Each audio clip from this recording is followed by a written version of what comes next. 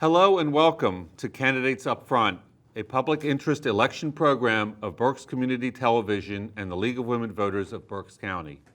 I'm Bill Litvin, a member of the League. Our May 17th primary election is coming up, and because of redistricting following the census, there are new districts and many candidates. The primary election is when the main political parties, the Democrats and the Republicans, choose their candidates. You must be registered to vote as a Republican or a Democrat to choose your party's candidate. The deadline to register is May 2nd. We are interviewing candidates in contested races. That means a contest within the party. In each election district, the candidates will get the same basic questions and will have the same amount of time to answer them. Two Democrats are competing in the 129th Pennsylvania House of Representatives district, Mark Detterlein and Johanny Cepeda Freitas. We do not yet know, this district includes West Reading, Wyomissing, Sinking Springs, and parts of the city of Reading and Spring Township. State representatives serve a 2-year term in the state legislature in Harrisburg. They initiate legislation and vote to create laws. They pass the budget, including taxes and expenditures of the state. They help constituents with issues regarding state government. The salary for a state representative is $90,335 per year plus benefits and expenses. Please note that the opinions expressed in this interview are those of the candidate and are not the opinions of the League of Women Voters or of Berks Community Television. This interview is with Mark Detterlein. Welcome. Mr. Detterlein, please tell our viewers about yourself and why you are running. Sure. So first, I'd like to thank the League for having me on tonight. It's always a good opportunity to be able to get in front of as many people as I can to spread the message and tell them all about why I'm so excited for what's going on in the 129.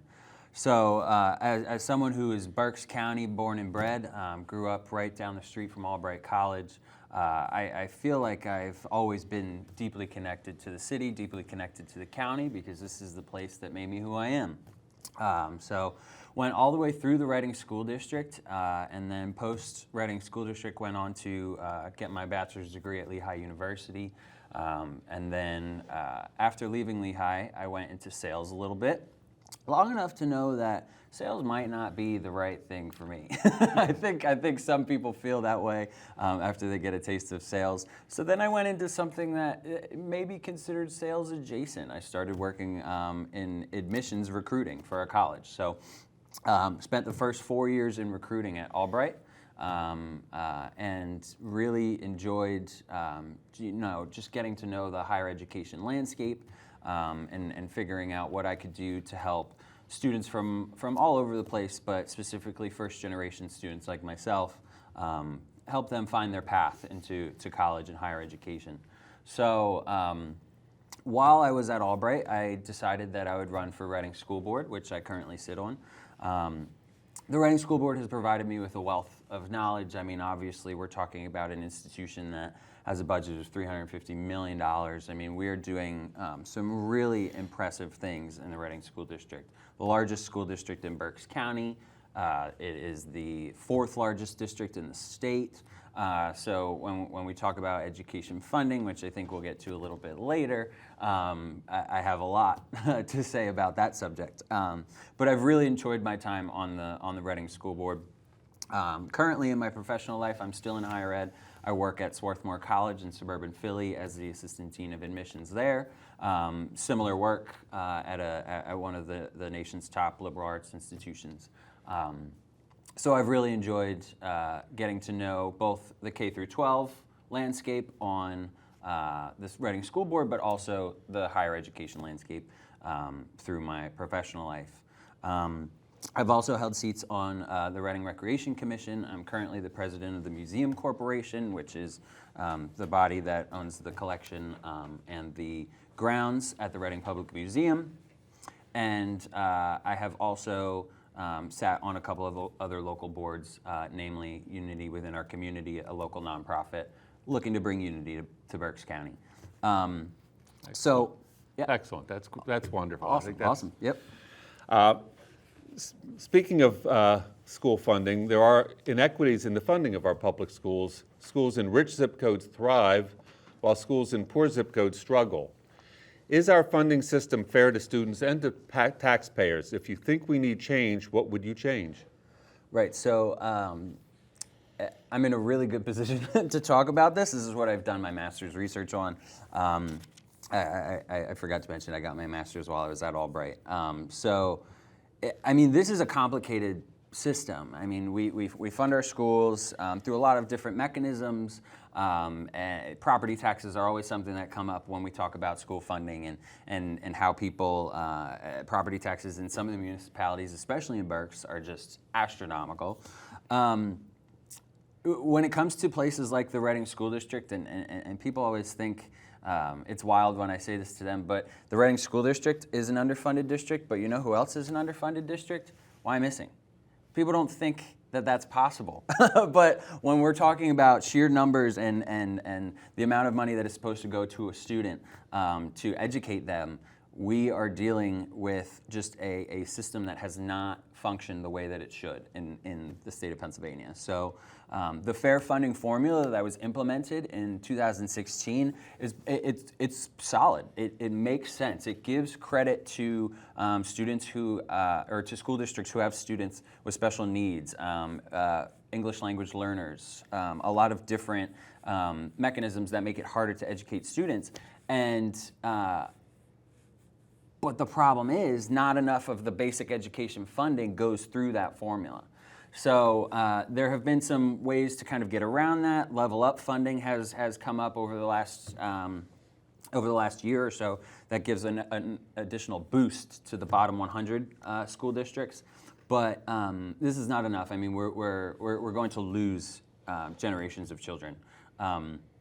Charter schools, especially cyber charters, play into this quite a bit because what happens is a lot of these cyber charters, they get astronomical amounts of money from public districts, but they don't have the same mechanisms like they don't have a brick and mortar. They don't have buildings to take care of and things like that. So it was just recent. They spent a whole lot of money on advertising and things like that. So we need serious charter reform. We need to think about how we're utilizing our property tax system. Is that the best way? I think a lot of people would say no. So there's a lot to think about. But to give a frank and straight answer to the question, the state of Pennsylvania has not done right by their students in regards to public education funding. Okay. Should we do away with property tax to fund schools? And if we do that, what should we replace it with? Right. Yeah. So I mean, this is where it gets complicated, right? Because I mean, property taxes are what the state is used to, and this is the mechanism that we've been using. But we also don't want to put people in a position where they can no longer afford their homes. So I think what would be very beneficial is if the state would just start pushing the amount of money through the fair funding formula that they should be, because then that would help. School districts like the Reading School District, but it would also help school districts that may be less underfunded, but still underfunded. Switching topics a bit, Berks County is 50% agricultural. Mm-hmm. We know growing seasons have changed, storms are more destructive. Should the state do more to keep the planet habitable? And if so, what should the state do? Right. So this is, I mean, obviously this is a big issue, especially in Pennsylvania. They were just talking about this kind of stuff on the Senate floor today. I mean, when we think about climate change and the environment, I mean, obviously these are things that are affecting farming. So what we need to do is, as a state, we need to jump into and rely a little bit more on some renewable energy. There's always contention when we start talking about renewable energy. How do you train folks in the fossil fuel industry? You can't just cut it off. You have to. Those people still have jobs. So I mean, there are training programs that have been successful in places like Wyoming, where they're investing heavily in wind and solar energy. And so these are things that Pennsylvania could feasibly do. I read a statistic today, just today, that Pennsylvania accounts for like 1% of emissions globally. So, I mean, can you think about how much, if we could just cut that a little bit, what that would do for the globe. So renewable energy is something that we need to put some serious thought into. And what ends up happening when you start training folks in the fossil fuel industry for jobs that are in renewable energy, I mean, when you think about it, there's still going to be some heavy machinery that's necessary to be utilized. So those are transferable jobs. So the heavy machinists that are going to be operating that kind of stuff, they know what they're doing already. And then the folks who may need to be retrained a little bit more, they are in a position to, sometimes they might not even believe in what they're doing to begin with, but once you start training them and once they recognize the benefits of solar energy, a lot of times research suggests, relating back to that study that I was talking about in Wyoming, research suggests that those folks become believers in what we're talking about when we talk about renewable energy. So, I mean, these are steps not that Pennsylvania should take, not that Pennsylvania can take. These are steps that Pennsylvania has to take. We don't have a choice. We need to do something to start cutting our emissions. I mean, we're getting to a point where soon it's not going to be feasible for us to do anymore.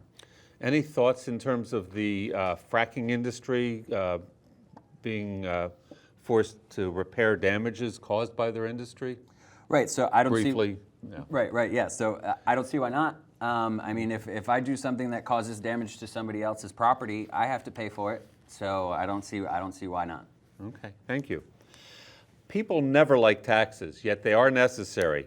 In this time of increasing disparity between incomes of the well-to-do and the poor, is a flat tax, as we have in Pennsylvania at 3.07%, still appropriate? Or should we change to a graduated income tax? And tell us why. Right. So, I mean, I think when we think about the United States as a whole, there are very few states that still just operate on a flat tax. Pennsylvania is obviously one of them. More than half, 34, I believe, and the District of Columbia operate on a progressive or graduated tax system. So, and then, I mean, these are simple things that we could put into place that will lessen the burden on some of our most poverty-stricken communities. It will help those families who are struggling to make ends meet. It could put them in a position where they can begin to save, where they can become homeowners, where they can begin to think about things other than should they choose between putting their paycheck towards food or towards their medicine.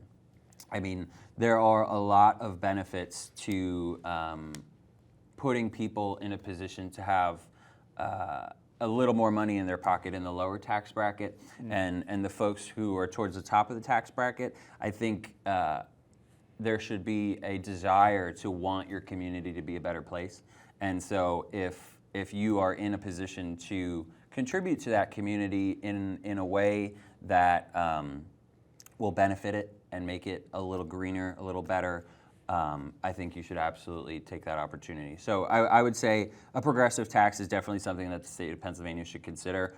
More than half, like I said, more than half of the country is doing it already, and with some benefit. So let's take a look at that. Okay, very good. We have two major parties in Pennsylvania. Although occasionally they agree on something, the overall impression voters have is no cooperation, no compromise. If we drew a line between partisanship and nonpartisanship, where would you place yourself? Right. So, I mean, inevitably, to be in any sort of government, in theory, you should be able to find some common ground with your colleagues on the other side of the aisle. So. For me, that would definitely be something that I'm looking to do. I don't want to be in a position where I walk into the chamber and we just are on separate ends and we can't come to any sort of compromise. I mean, that's ineffective government at its finest, and I think we've seen that. People's fears about partisanship aren't unfounded. I mean, they've seen that. It's been a real concern for them, and I think it's up to us. As folks who are interested in government and local, state, federal, to become more apt with interacting with one another. When we think about a lot of the issues that we're facing, even a lot of the issues that we just talked today, we talked a little bit about taxes, school funding, and the environment. I mean, we make these issues far more difficult than they need to be. I think if we would take a step back every now and then and try to evaluate what makes the most sense to do here. Like, I feel like pretty often we get into this, well, I'm a Democrat, so I have to have this feeling, or I'm a Republican and I have to have this feeling.